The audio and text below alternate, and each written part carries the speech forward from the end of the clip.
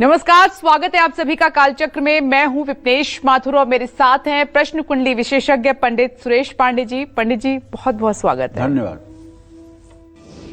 शादी क्यों टूटी, धोखा क्यों मिला, तलाक क्यों हुआ, दूसरा विवाह क्यों हुआ, हर सवाल का जवाब जानने के लिए जरूर देखिए कालचक्र।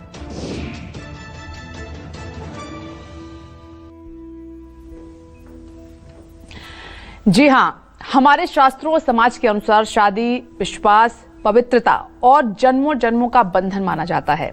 कहा जाता है कि अगर अच्छा जीवन साथी मिल जाए तो पूरा जीवन सुखी, संतुष्ट और खुशहाल व्यतीत होता है।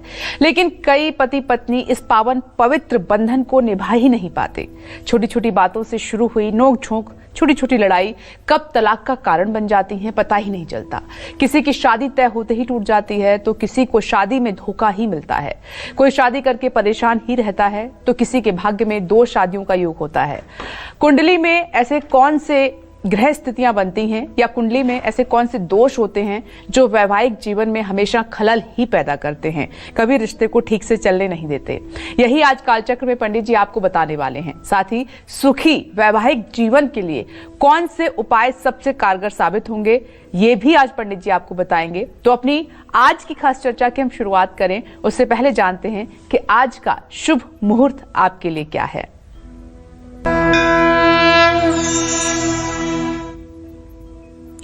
आज 15 फरवरी 2025 दिन शनिवार है।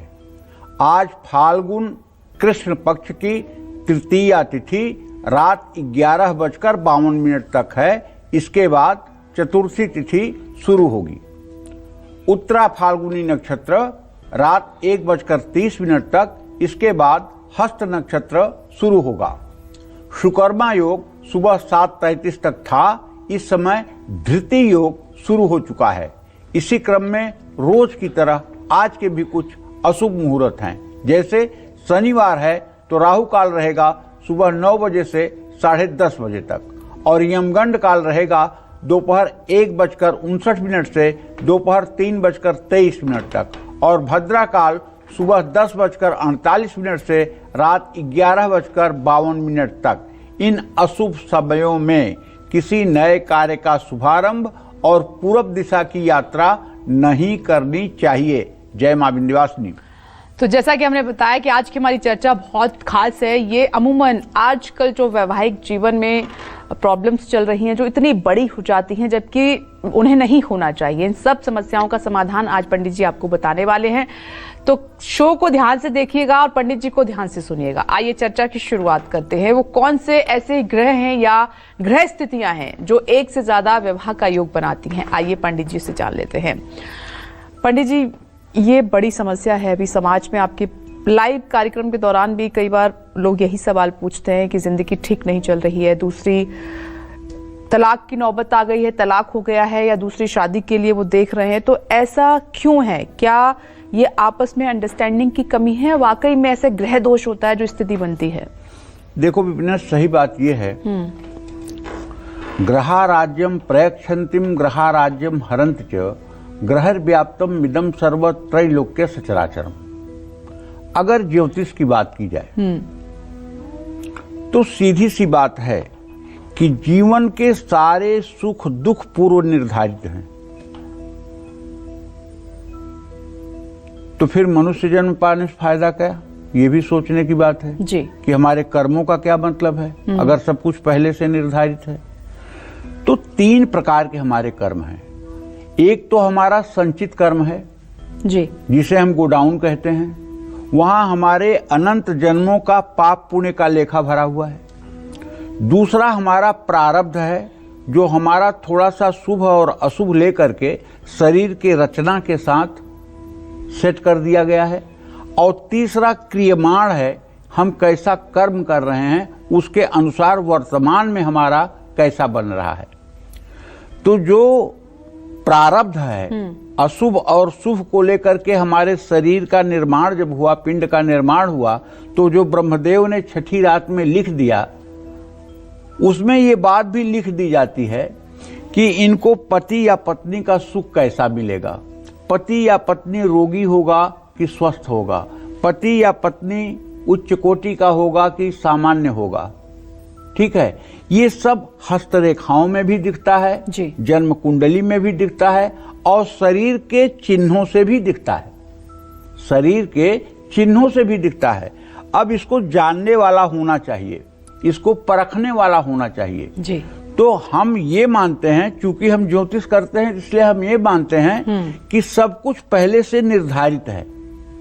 जैसे कुंडली में सुंदर विवाह का योग, लग्नेश सप्तमेश मित्र हों, उच्च राशि में हों, अगर पुरुष की कुंडली में है तो उसकी पत्नी पद्मिनी होती है। पद्मिनी स्त्री का परिचय होता है कि उसके ठीक कंठ के अंदर एक काला तिल होता है। पद्मिनी स्त्री जब चलती है तो धरती से आवाज नहीं निकलती है, किसी तरह से खिस खिस की आवाज नहीं निकलती है, और उसके गर्दन थोड़े से पतले होते हैं, उसके वक्षस्थल और कंधे अनुपात में होते हैं, और सबसे बड़ी बात होती है पद्मिनी स्त्री के शरीर से सुगंध निकलती है, कभी दुर्गंध नहीं निकलती है। तो कहने का मतलब पद्मिनी स्त्री जिस घर में भी जाएगी वहां हर प्रकार का राज्य सुख अपने आप हो जाएगा जी। इसी तरह से कुछ पुरुष होते हैं जो बड़े प्रतापवान होते हैं। जिन महिलाओं की कुंडली में सप्तम भाव का स्वामी उच्चस्थ होता है, सप्तम भाव का स्वामी शुभ ग्रहों से दृष्ट होता है, उसका पति अतुलित बलशाली और त्रैलोक्य पर अपना विजय पताका फहराने वाला और हर प्रकार से सुख संपन्नता को देने वाला होता है। ये पहले से निर्धारित है। अगर जन्म कुंडली में 7वें घर का स्वामी द्वितीय भाव में किसी कन्या की कुंडली में बैठा है तो ये मतलब विधवा योग का संकेत है। अगर किसी पुरुष की कुंडली में द्वितीय भाव में सप्तमेश बैठा है तो पत्नी मरण योग का संयोग है। ऐसे जातक की पत्नी या तो आत्महत्या कर लेती है या स्वयं बीमारियों से मर जाती है। तो इस तरह से बहुत से ऐसी बातें हैं, आपके प्रश्नों के जवाब में मैं बताना चाहूंगा, जो पूर्व निर्धारित हैं। बृहत पाराशर होरा शास्त्र में 20वें चैप्टर में खुद महर्षि पाराशर लिखते हैं, कलत्रपो विनाश्वर्ष व्यखष्टाष्टम व्यय स्थितः रोगिणी कुर्ते नारी तथा तुंगादिकम बिना। मतलब अगर विवाह भाव का स्वामी 6ठे 8वें 12वें स्थान में हो जाए और पापक ग्रहों से देखा जाए तो अगर पुरुष की कुंडली में है तो उसकी पत्नी आजीवन बीमार रहती है, और अगर पत्नी की कुंडली में है, स्त्री की लड़की की कुंडली में है तो उसका पति आजीवन बीमार रहता है। तो कहने का तात्पर्य यह है कि कुंडली का पहला भाव मनुष्य के व्यक्तित्व से स्वयं से संबंधित होता है, 5वां भाव प्यार को दर्शाता है, 7वां भाव जीवन साथी को दर्शाता है, 9वां भाव वैवाहिक जीवन को दर्शाता है, कुंडली का 11वां भाव सभी इच्छाओं की पूर्ति को दर्शाता है। तो सप्तम स्थान के स्वामी के साथ 7वें घर का जो स्वामी है उसके साथ यदि मंगल, राहु, केतु, शनि या सूर्य खुद नीच का होकर 6ठे 8वें या 12वें भाव में हो जाए तो जीवन साथी के मृत्यु का कारण बनता है और ऐसे व्यक्ति के दूसरे विवाह का योग बनता है। इसमें भी अगर केवल 2 पापग्रह सप्तम भाव में हो जाएं और लग्न में भी कोई पापग्रह हो जाए तब तो पक्का है कि ऐसे जातक का 2 या 3 विवाह होता ही है, चाहे वो लड़की हो चाहे वो लड़का हो। इसी तरह से लग्ने बेच पाताले जामित्रे चाष्टमे कुजौ भर्ता पत्नी विनाशाय पत्नी भर्ता विनाशकृत। लग्न में चतुर्थ, सप्तम, अष्टम और द्वादश भाव में यदि मंगल हो जाए और जीवन साथी की कुंडली में मंगल की ये स्थिति न हो और मंगल का दोष परिहार न हो रहा हो तब भी 1 से अधिक विवाह की संभावनाएं बन जाती हैं। लग्न 7वें भाव और चंद्र लग्न में द्विस्वभाव राशि यानी मिथुन, कन्या, धनु या मीन राशि हो तो व्यक्ति का 1 से अधिक विवाह होता है। लग्न का स्वामी 12वें भाव में और दूसरे भाव का स्वामी मंगल, शनि, राहु, केतु के साथ बैठा हो या 7वें भाव में कोई पापग्रह बैठा हो तो 2 या 2 से ज्यादा विवाह के योग बनते हैं। धन स्थान माने ये पत्नी और पति का मारक स्थान है। जैसे लग्न से 8वां स्थान किसी का मृत्यु स्थान होता है, उसी तरह से 7वें भाव से दूसरा भाव जो होता है वो जीवन साथी का मृत्यु स्थान होता है। इसको गौर से देखना चाहिए। कालिदास काव्यामृतम में और उत्तर कालामृत में स्पष्ट रूप से ये लिखा हुआ है कि यदि सप्तमेश द्वितीय भाव में जाएगा तो वो जिस ग्रह के स्थान में रहेगा उसकी दशा, महादशा, अंतरदशा आने पर निश्चित रूप से वो जीवन साथी का वियोग करेगा। या द्वितीय भाव में अनेक पापक ग्रह हों, द्वितीय भाव का स्वामी भी पापक ग्रहों से घिरा हो, तो ऐसे लोगों के 2 से 3 विवाह होते हैं, तब भी विवाह का पूरा सुख नहीं मिलता है। जय मां विंध्यवासिनी। तो उम्मीद करते हैं कि आज पंडित जी को सुनने के बाद अगर आपके शादीशुदा जिंदगी में, आपकी मैरिड लाइफ में कुछ परेशानियां चल रही हैं तो आप उनमें सुधार करेंगे और छोटी छोटी प्रॉब्लम्स को आप दूर करने की कोशिश करेंगे ताकि ये इतनी बड़ी ना हो जाए कि 2 जिंदगियों को अलग कर दें। बहुत कोशिशों के बाद भी शादी का तय ना होना या शादी का बार बार तय होकर टूट जाना किन ग्रहों की वजह से होता है? ऐसे कौन से योग बनते हैं जो शादी में बार बार रुकावटें डालते हैं? आइए पंडित जी से जान लेते हैं। पंडित जी, ये भी अमूमन प्रश्न आपके सामने आता ही है, हर बार आता है कि रिश्ते आ रहे हैं, तय भी हो जाते हैं, सगाई तक हो जाती है, लेकिन टूट जाते हैं। ये नौबत क्यों आती है? ये नौबत इसलिए आती है कि विवाह का कारक ग्रह शुक्र है। विवाह का कारक ग्रह शुक्र है। अगर शुक्र जन्म कुंडली में अस्त होगा, माने सूर्य के साथ होगा और 12 डिग्री के अंतर्गत होगा तो अस्त होगा, तो विवाह का कारक और काम का कारक दोनों का कारक शुक्र है। अगर शुक्र अस्त होगा तो वैवाहिक जीवन की चर्चा भी नहीं होगी। पहली बात ध्यान देने की है। दूसरी बात, यदि बृहस्पति 7वें भाव में होगा या शनि 7वें भाव को दृष्टि से देखेगा, तब भी ऐसे लोगों के विवाह में महाविलंब होता है। ऐसे लोगों का विवाह 30वें, 33वें, 36वें वर्ष तक होता है। तो कुंडली में 7वें भाव का स्वामी किसी नीच ग्रह के साथ अगर 6वें, 8वें और 12वें भाव में बैठा हो तो जल्दी शादी ही तय नहीं होती है। और दूसरे भाव का स्वामी अकेला 7वें भाव में हो या शनि 5वें या 10वें भाव में बकरी या नीच राशि में हो तो शादी होकर टूट जाती है। यहाँ 5वें भाव में शनि को मैं क्यों कह रहा हूं? जब 5वें भाव में शनि होगा तो 7वें भाव पर उसकी पूरी दृष्टि होगी, इसलिए ऐसा होगा। श्रवण नक्षत्र का जन्म हो और कुंडली में मंगल शनि का योग बने तो शादी तय होने के बाद बहुत आसानी से टूट जाती है। मूल नक्षत्र में जन्म हो, गुरु सिंह राशि में हो तो भी शादी तय होकर टूट जाती है। जन्म नक्षत्र से 7वें, 12वें और 17वें, 22वें और 27वें नक्षत्र में सूर्य हों तो शादी जुड़कर टूट जाती है। ये सब चीजें भी ध्यान देने की हैं, लेकिन कुछ बातें इस समय हैं। इस समय मतलब जो समय चल रहा है, आज के 40-50 साल के पहले तक ये योग तो जन्म जन्मांतर से होते थे। तो 40-50 साल के पहले जीवन साथी का वियोग होता था। पत्नी मर जाती थी, पति मर जाता था, पत्नी मर जाती थी तो पति का दूसरा विवाह हो जाता था, पति मर जाता था तो पत्नी वैसे ही रह जाती थी, जो हमारे समाज की स्थिति थी। कहने का मतलब ये था कि तलाक नाम का कोई चीज 50 साल के पहले तक इस देश में कम से कम नहीं था। ये पश्चिमी सभ्यता के कारण यहाँ पर ये तलाक, डिवोर्स, ये सब चीजें प्रचलित हुई हैं। ऐसा नहीं है कि पहले वैवाहिक जीवन में तनाव नहीं होता था, होता था। अगर लग्नेश और सप्तमेश दोनों परस्पर 6ठे 8वें बैठेंगे तो कभी भी मैरिड लाइफ बहुत स्मूथ नहीं होगी, लेकिन पहले ऐसा होने पर भी विवाह पूरा चलता था।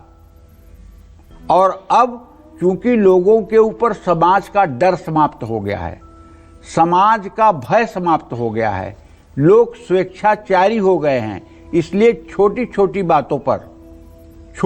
बातों पर तलाक ले रहे हैं। मैं तो ऐसे लोगों को भी जानता हूं कि जिनकी पत्नी अच्छी है, जिनका बेटा सुंदर है, इसके बाद उनको कोई दूसरी सुंदरी मिल गई अब दूसरी सुंदरी से इतना प्रभावित हो गए कि पत्नी को, बेटे को इस तरह से हैरेसमेंट करने लगे कि तलाक की स्थिति बन जाए और उनकी वो मुराद पूरी हो जाए।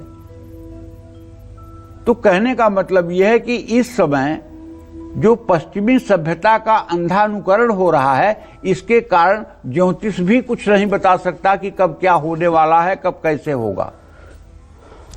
तो कुछ चीजें तो हैं जो प्रारब्ध से निश्चित हैं, जैसे सप्तमे तु स्थिते शुक्रे अतीव कामी भवे नरः, यत्र कुत्र स्थिते पाप युते स्त्री मरणम भवेत। यदि शुक्र कहीं भी अच्छी स्थिति में है या सप्तम स्थान में है तो पुरुष हो या स्त्री वो अतीव कामी होगा।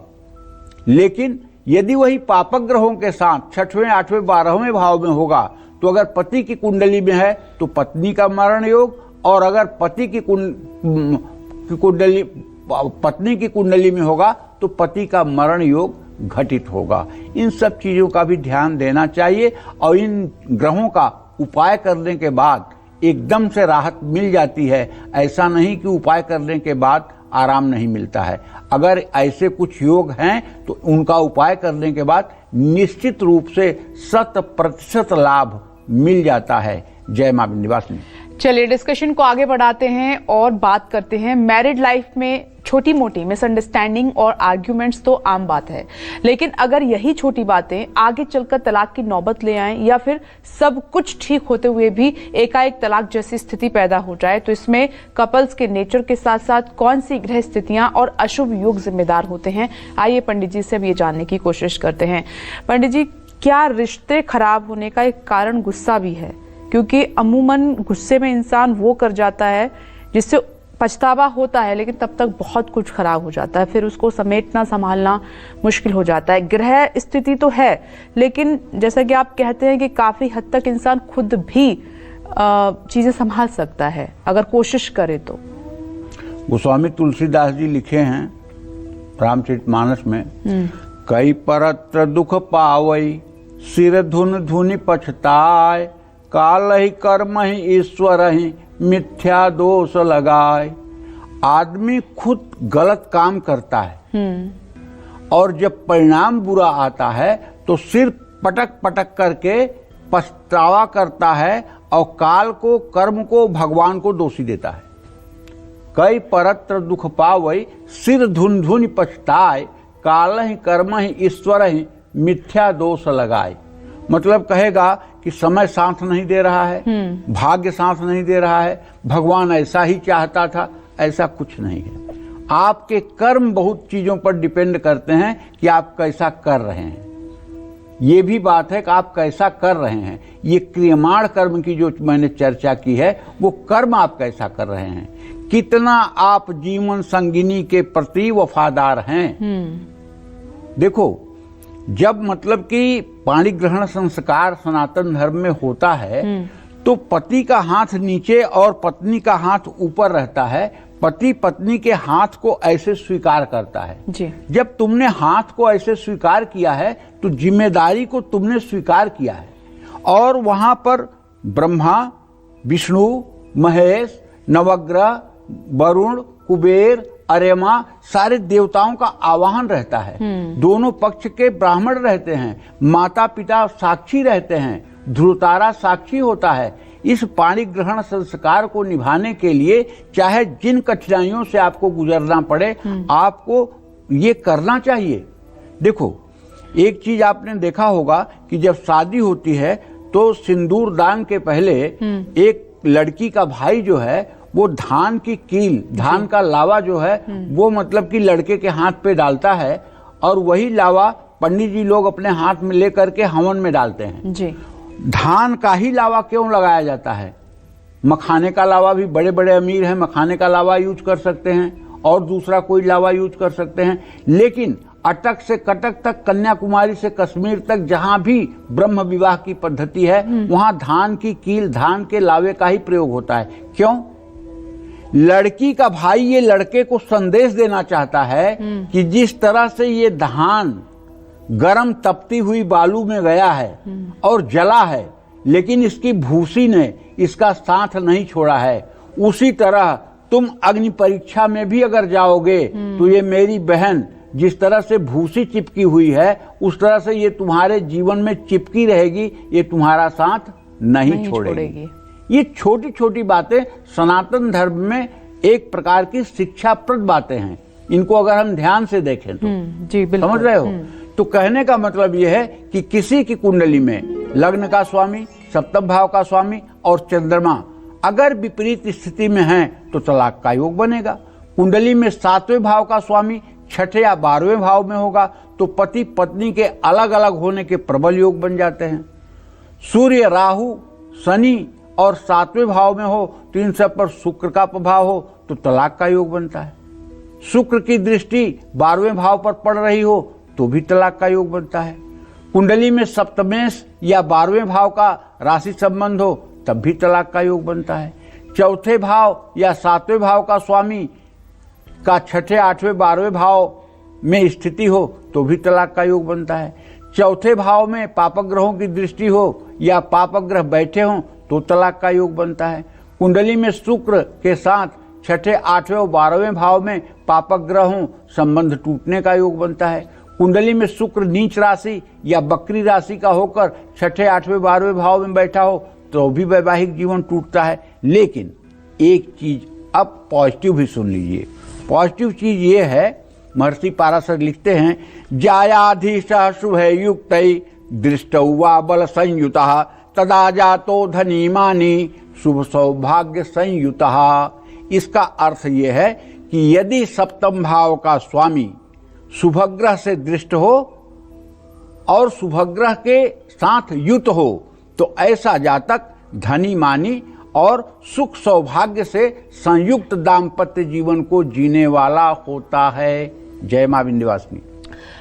हर रिश्ते की नींव लॉयल्टी पर टिकी होती है। कहते हैं कि अगर किसी रिश्ते में संदेह या शक की एंट्री हो जाए तो उस रिश्ते को टूटने से कोई नहीं बचा सकता। अगर आपके साथ भी ऐसा ही हो रहा है तो आपका जीवन साथी आप पर संदेह करता है, शक करता है, बार बार आपको शादी में धोखा ही मिलता है या किसी थर्ड पर्सन की वजह से आपकी मैरिड लाइफ में खटास पड़ती जा रही है, इसके लिए कौन सी ग्रह स्थितियां जिम्मेदार हैं? आइए पंडित जी से जान लेते हैं। पंडित जी बताइए। देखो, विवाह का कारक ग्रह जो है ना वो शुक्र है, ये बात पक्की तरह से जान लीजिए। लेकिन विवाह को खराब करने वाले ग्रह मंगल भी है, शनि भी है, चंद्रमा भी है, राहु केतु भी हैं। विवाह को खराब करने वाले सारे ग्रह हैं। ये सब मनुष्य के व्यक्तित्व के बारे में बताते हैं। मंगल पापक ग्रह है, क्रूर ग्रह है, दूसरे ग्रहों के साथ मिलकर अनैतिक संबंधों का कारण बनता है। शुक्र प्रेम का कारक ग्रह है और चंद्रमा मन का कारक ग्रह है। ऐसे में मंगल, शुक्र और चंद्रमा की कुंडली में स्थिति देखकर वैवाहिक जीवन में मिलने वाले धोखों के बारे में जाना जा सकता है। जैसे किसी लड़की की कुंडली में किसी भी स्थान पर कन्या राशि में मंगल हो तो चरित्र पर संदेह किया जा सकता है, लेकिन अगर शुभग्रह की दृष्टि होगी तो ऐसा नहीं होगा। ये भी ध्यान देना चाहिए, केवल एक पक्ष नहीं देखना चाहिए। जैसे किसी की कुंडली में मंगल और शुक्र एक साथ हों तो ऐसा आदमी कुछ एंटी सेक्स ज्यादा अट्रैक्टिव होता है, लेकिन इसका मतलब ये नहीं कि सबकी कुंडली में ये फल घटेगा। हाँ, अगर बृहस्पति की दृष्टि है तब कुछ नहीं होगा, वो एकदम गंगा जल जैसा पवित्र होगा। अब आधी अधूरी ज्ञान है और किसी की कुंडली देख करके आप खराब बात बोल दोगे, ये गलत है। आप देखो कि उस भाव को कौन सा शुभग्रह देख रहा है। अगर वहां दृष्टि पड़ रही है बृहस्पति की, वहां चंद्रमा की दृष्टि पड़ रही है, शुभग्रह और शुभ नवांश में है, तो निश्चित रूप से वो गलत नहीं, वो अत्यंत सही होगा। इसी तरह से लड़की की कुंडली में शुक्र मंगल अगर एक राशि में है तो ऐसे लोग वैवाहिक जीवन में ईमानदार नहीं होते हैं, सही बात है। लेकिन तब जब वृषभ या वृश्चिक राशि में दोनों हों या मिथुन राशि में शुक्र हो और वो अपने नवमांश में अर्थात वृषभ और तुला के नवमांश में स्थित हो, तब ये स्थिति हो सकता है, तब ये कामातुर योग बन सकता है। लेकिन अन्यथा अगर वो वृषभ या वृश्चिक या मेष के नवमांश में नहीं है तो ऐसा कुछ नहीं होने वाला है। इसलिए ज्योतिष शास्त्र अगाध सागर है। बिना सम्यक ज्ञान हुए, आपको बिना शास्त्रों का संपूर्ण ज्ञान हुए अगर आप किसी के बारे में कुछ खराब बोल देंगे तो उसकी जिंदगी तहस नहस हो सकती है। इसलिए सोच समझ कर बोलिए। अगर पूर्ण ज्ञान नहीं है तो मौन रहिए, नहीं तो दूसरे के जीवन में जहर घोलने का पाप आपको भी लगेगा। और इसीलिए कहा जाता है, दुखिया को न सताइए, दुखिया देगा रोए, जब उसका मुखिया सुने तो तेरी क्या गति होए। अगर आप अपनी अज्ञानता से किसी का जीवन प्रभावित करेंगे तो मैं दावे के साथ कह सकता हूं, इसका दुख आपको भी भोगना पड़ेगा। लग्न का राशि स्वामी पापक ग्रहों से ग्रस्त होकर 12वें भाव में बैठा होगा तो एक व्यक्ति एक से ज्यादा प्रेम प्रसंगों में फंस सकता है और शादीशुदा जीवन में सुखी नहीं रहेगा। कुंडली का लग्न कन्या राशि का हो और 7वें स्थान में शुक्र हो तो ऐसा व्यक्ति अपने जीवन साथी के प्रति ईमानदार नहीं रहेगा, क्योंकि नीच राशि पर उसकी दृष्टि होगी। सीधी सी बात है। जिन लड़कों की कुंडली में चंद्र और शुक्र एक ही राशि में होते हैं वो बहुत आसानी से जीवन साथी को धोखा देते हैं। कुंडली के 7वें भाव में अशुभ ग्रह बैठा हो तो एक्स्ट्रा मैरिटल अफेयर की संभावना रहती है। ऐसा व्यक्ति अपने जीवन साथी को बहुत आसानी से छोड़ सकता है। जय मां विंध्यवासिनी। और कौन सी ऐसी ग्रह स्थितियां हैं जो शादीशुदा जिंदगी में धोखे का कारण बनती हैं? ऐसे कौन से योग हैं जो आपको शादी से हमेशा दूर ही रखेंगे? कौन से ऐसे दोष हैं जो वैवाहिक जीवन को तहस नहस कर देंगे? साथ ही इन सब दोषों से मुक्ति पाकर वैवाहिक जीवन को सुखी बनाने के लिए कौन से उपाय करने चाहिए, पंडित जी आपको बताएंगे इस छोटे से ब्रेक के बाद। आप देखते रहिए कालचक्र। ब्रेक के बाद स्वागत है एक बार फिर से आप सभी का कालचक्र में। शादी एक ऐसा रिश्ता है जो भरोसे और प्यार पर टिका रहता है, लेकिन कभी कभी इन बातों के अलावा कुछ ग्रह स्थितियां भी बनती हैं जो वैवाहिक जीवन में कलेश का कारण बनती हैं, आपको आपके जीवन साथी से दूर करती हैं, आपसी तालमेल को बिगाड़ती हैं। किन ग्रहों के कारण ऐसा होता है? कौन से ग्रह आपके वैवाहिक सुख को छीन सकते हैं? और सुखी वैवाहिक जीवन पाने के लिए कौन से उपाय सबसे ज्यादा फलदायी हैं? यही आज कालचक्र में पंडित जी आपको बता रहे हैं। तो चलिए अपनी चर्चा को आगे बढ़ाते हुए पंडित जी से बात करते हैं, जानते हैं कुछ और ग्रह स्थितियों के बारे में जो आपके पार्टनर को धोखेबाज और आपके वैवाहिक जीवन में धोखे का कारण बनती हैं। आइए जान लेते हैं। तो पंडित जी, वो कौन सी ग्रह स्थितियां हैं जो ये सब प्रॉब्लम्स उत्पन्न करती हैं? मंदभे शुक्र गेहे व जायाधीशे शुभेक्षिते स्वेक्षगे तु विशेषेण बहुभार्या नरो भवेत्। मतलब अगर शनि की दृष्टि शुक्र के ऊपर हो जाए और जायाधीश माने 7वें भाव का स्वामी शुभग्रह से दृष्ट हो जाए तो ऐसे लोग विशेष रूप से एक से अधिक विवाह करते हैं। राहु की जहां तक स्थिति है, शादीशुदा जिंदगी में धोखा का एक बड़ा कारक ग्रह है राहु। जिन लोगों की कुंडली में राहु खराब होता है या राहु धनु और वृश्चिक राशि का होकर 7वें भाव में या लग्न में बैठा हो, ऐसे लोग प्रायः धोखेबाज होते हैं या फिर जीवन में ऐसे हालत बनते हैं कि व्यक्ति बेईमान हो जाता है। जिन महिलाओं की कुंडली में राहु अशुभ होता है वो अपने रिश्तों के प्रति ईमानदार नहीं होती हैं। केतु के प्रभाव में आकर भी व्यक्ति की सूझबूझ खत्म हो जाती है और ऐसा व्यक्ति किसी के प्रति ईमानदार नहीं रह पाता है। ऐसे लोग अक्सर बुरे कार्यों को अंजाम दे बैठते हैं।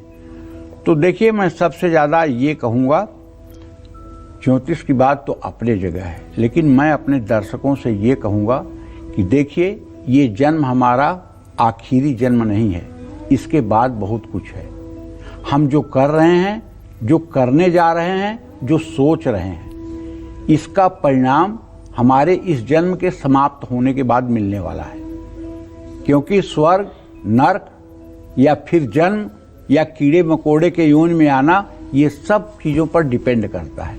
इसलिए हमें ऐसा कुछ नहीं करना चाहिए जो भगवान के दृष्टि में उचित न हो। न तो पत्नी को कभी प्रताड़ित करना चाहिए, न पत्नी के प्रति मन में द्वेष भाव रखना चाहिए, न पति के अलावा और किसी का चिंतन करना चाहिए। ये दोनों लोगों के लिए है कि अपने अपने विचार को शुद्ध और पवित्र रखें। शुद्ध और पवित्र आप तभी रख सकते हैं जब आप अपने शास्त्रों का स्वाध्याय करेंगे, अपने बुजुर्गों का कहना मानेंगे और किसी संत महात्मा के सत्संग को सुनेंगे, अपने धार्मिक ग्रंथों का अध्ययन करेंगे, व्रत करेंगे, पूजा पाठ में रुचि रखेंगे और 3 चीज का आपको डर जब होगा तो आप सही रहेंगे। वो डर कौन सा है? एक तो भगवान का डर, दूसरे अपने धर्म का डर और तीसरे अपने गुरु का डर। ये 3 डर अगर आपके जीवन में रहेगा तो आपसे कोई गलती नहीं होगी। जय मां विंध्यवासिनी। कुछ लोगों की आजीवन शादी नहीं होती, तो क्या ऐसे में इसके पीछे भी कोई ग्रहों का खेल है? अगर है तो कौन से ग्रह इसके लिए जिम्मेदार हैं और ऐसा क्यों होता है, आइए जान लेते हैं। पंडित जी बताएं। देखो, ये तो काफी रिसर्च का विषय है, अभी कहीं कहीं मेरी भी बुद्धि जाकर के खत्म हो जाती है। कल मैंने 2 ऐसी मतलब कि महिलाओं की कुंडली देखी जी, जो मतलब पूरे इंडिया में फेमस हैं, पूरे भारत में जिनका नाम लिया जाए तो सब जानते हैं और उन्हें पद्मश्री अवार्ड भी मिला हुआ है। उनकी कुंडली इतनी अच्छी है कि 4 ग्रह उच्च के हैं और सब उच्चांशक में हैं और दोनों बहुत उच्च कोट की नृत्यांगना हैं और शायद इस देश का कोई ऐसा आदमी होगा जो मतलब कि कला के क्षेत्र को जानता हो, उनको ना जानता हो, सब जानते हैं। लेकिन उनकी शादियां नहीं हुई और सारे ग्रहों की अनुकूल स्थिति है। अब वो कुंडली में सेव करके बैठ गया हूं, अब उस पर रिसर्च करूंगा कि ऐसा क्या भाव बना कि इनको वैवाहिक सुख इन्होंने नहीं लिया और ये बाल ब्रह्मचारिणी हैं। क्या कारण था? कहीं कहीं ये चीजें मतलब कि जो है चैलेंज बन जाती हैं, ये चीजें मतलब कि विषय बन जाती हैं, कुछ चीजें चैलेंज बन जाती हैं। तो इस पर ये तो नहीं कहा जा सकता, लेकिन जहां तक हमारा अनुभव है, जिन लोगों की जन्म कुंडली में पितर दोष बहुत तगड़ा है, माने बृहस्पति राहु के साथ 8वें या 12वें घर में है, तो ऐसे लोगों के यहाँ पितर दोष के कारण बहन भाई सब कुंवारे रह जाते हैं। ऐसे 2-3 परिवारों को तो कम से कम मैं जानता हूं जहां 60-60, 70-70 साल के लोग हैं और बहनें भी कुंवारी हैं, भाई भी कुंवारे हैं। और ये जब पितर दोष होता है तो इस शुभ कार्यों को एकदम ब्रेक कर देता है। और ये पितर दोष तब होता है जब खानदान में कभी त्रिपिंडी श्राद्ध कोई नहीं करता है, नारायण बलि नहीं करता है, गया श्राद्ध नहीं करता है, पितरों का तर्पण नहीं होता है, तो ये स्थितियां बनती हैं। और दूसरी स्थिति तब बनती है जब किसी व्यक्ति का शुक्र एकदम खराब हो जी, शुक्र एकदम निर्बल अवस्था में हो, शुक्र इतना खराब अवस्था में हो कि मतलब कि वो अस्त भी हो और पापक ग्रहों से दृष्ट भी हो, या लग्नेश और सप्तमेश का मतलब कि जो है 6वां 8वां संबंध हो जी, या लग्नेश और सप्तमेश 6ठे 8वें 12वें भाव में बैठे हों, तब भी विवाह नहीं होता है जी, तब भी विलंबित विवाह होता है। लेकिन अभी मैं दावे के साथ कह सकता हूं कि आप भी अगर ज्योतिष में रुचि रखते हैं तो अभी बहुत रिसर्च करने की जरूरत है कि शादी क्यों जीवन भर नहीं होती, इसके लिए बहुत रिसर्च की जरूरत है। अगर आपकी शादी नहीं होगी, अगर आपकी कुंडली में कुछ विशेष योग बने हुए हैं, जैसे कुंडली में सप्तमेश शुभ स्थान पर नहीं है, सप्तमेश 6ठे 8वें या 12वें स्थान में अस्त होकर बैठा है, सप्तमेश नीच राशि में है, सप्तमेश 12वें भाव में है, लग्नेश या राशि स्वामी 7वें भाव में है, तो कुंडली में चंद्रमा शुक्र एक साथ है, तो उनसे 7वें भाव में मंगल शनि बैठे हों, तो कुंडली में शुक्र और मंगल दोनों 7वें भाव में हों, तो कुंडली में शुक्र मंगल दोनों 5वें या 9वें भाव में हों, तो जब शुक्र किसी पापक ग्रह के साथ हो 5वें या 9वें भाव में हो, तब शुक्र बुध शनि तीनों ही ग्रह कुंडली में नीच हो जाए, या जब 5वें भाव में चंद्रमा हो, 7वें या 12वें भाव में 2 या 2 से अधिक पापक ग्रह हो, तब भी विवाह का योग नहीं बनता है। ऐसे लोग आजीवन कुंवारे रह जाते हैं। और इस विषय में एक बात कहना चाहूंगा कि देखिए, ये तो हमारा प्रारब्ध है, लेकिन अगर कन्याएं भगवान शिव की आराधना, जैसे एक बड़ा ही अशुभ योग होता है कुंडली में, विष कन्या योग, विषकन्या योग प्रायः जिन लड़कियों की कुंडली में होता है वो लड़कियां कभी वैवाहिक जीवन में सुखी नहीं रह पाती हैं। और जिन पुरुषों की कुंडली में पत्नी मरण योग होता है वो चाहे 2 से 3 शादियां भी कर लें तब भी उनकी पत्नियां प्रायः बीमार और अस्वस्थ ही रहती हैं। तो अगर इन चीज़ों को आप जान गए हैं या आपको पता है तो लड़कियों को चाहिए कि भगवान शिव की आराधना करें, सोमवार का व्रत करके और शिवलिंग की पूजा करके रुद्राक्ष की माला पर नमः शिवाय का अनवरत घंटे 2 घंटे जप करें। और पुरुषों को चाहिए कि दुर्गा सप्तशती में जो अर्गला स्तोत्र है उसका एक मंत्र है, पत्नीम मनोरमाम देहि मनोवृत्तानुसारिणीम तारिणीम दुर्ग संसार सागरस्य कुलोद्भवाम। इस मंत्र का 10 माला जप कम से कम 125 दिन अवश्य करें। आपको एक बात बताएं, आश्चर्य होगा। कर्दम ऋषि थे, ब्रह्मा के पुत्र थे, उन्होंने 10,000 वर्ष तक तपस्या की और घोर तपस्या की भगवान विष्णु के लिए। भगवान विष्णु प्रकट हुए, बोले वरम ब्रूहि, वरदान मांगो। तो मालूम है आपको कर्दम ऋषि ने क्या मांगा था वरदान? 10,000 वर्ष की तपस्या के बाद कहा था कि मेरे योग्य एक पत्नी की व्यवस्था कर दीजिए। अगर आप प्रसन्न हैं तो मेरे योग्य एक पत्नी की व्यवस्था कर दीजिए। कहन कुछ और, कहन कुछ और की इच्छा नहीं है, मेरे योग्य एक पत्नी की व्यवस्था कर दीजिए। भगवान ने कहा ठीक है। आज से तीसरे दिन मनु महाराज अपने बेटी देवहूति को लेकर के आपके पास आएंगे और आपका विवाह देवहूति के साथ होगा और मैं स्वयं विष्णु आपके यहाँ पुत्र के रूप में, आपके पुत्र के रूप में जन्म लूंगा। तो आप सोचिए 10,000 वर्ष तपस्या करके पत्नी के लिए तब वरदान मांगा जा रहा है। यहाँ आजकल के लड़के 4 घंटे में तपस्या करने वाले हैं। पत्नी अच्छी प्राप्त हो इसके लिए अगर पत्नी सोमवार का व्रत कर सकती है तो आपको भी तो कुछ तपस्या करना चाहिए, आपको भी तो कुछ पूजा पाठ करना चाहिए कि जीवन संगिनी अच्छी मिले। नहीं, अरे हाँ, औरत के लिए तपस्या करेंगे, शादी होने के लिए पूजा करेंगे, अरे इसमें शर्म की क्या बात है? अच्छी जीवन संगिनी मिलते ही जीवन स्वर्ग हो जाएगा। बाणी रसवती यस्य भार्या पुत्रवती सती लक्ष्मी दानवती यस्य सफलम तस्य जीवनम। बाणी रसवती यस्य, जिसके बाणी में मिठास हो, भार्या पुत्रवती सती, जिसकी पत्नी संतान से युक्त और पतिव्रता हो, लक्ष्मी दानवती यस्य, जिसके पास इतना धन हो कि उसका दान किया जा सके, सफलम तस्य जीवनम, वो यहीं पर स्वर्ग का सुख भोग रहा है। भाई आगे स्वर्ग की बात मत करिए, यहीं उसके लिए स्वर्ग का सुख मिल रहा है। जय मां विंध्यवासिनी। मैरिड लाइफ को सुखी बनाने के लिए हमें कौन से उपाय करने चाहिए, खासकर तब जब ये कलेश और परेशानियां मांगलिक दोष के कारण उत्पन्न हुई हों? आइए जानते हैं, पंडित जी बताएं। देखिए, मां दुर्गा और भगवान गणेश की नियमित पूजा करनी चाहिए।